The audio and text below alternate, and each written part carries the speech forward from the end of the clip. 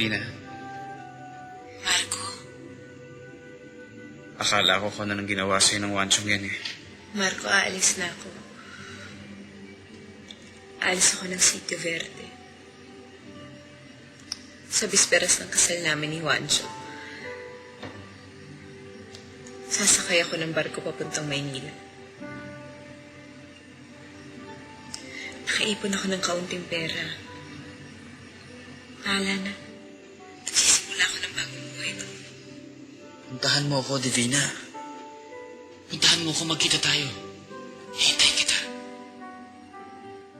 March 29, 2006. Hintayin kita.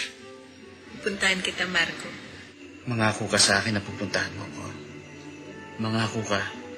Pupuntahan kita sa ika-29 ng Marso, taong 2006. Mag-iingat ka.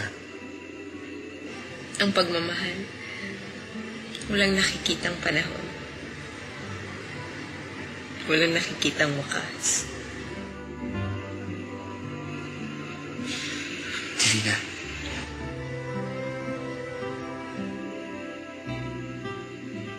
Mahal kita.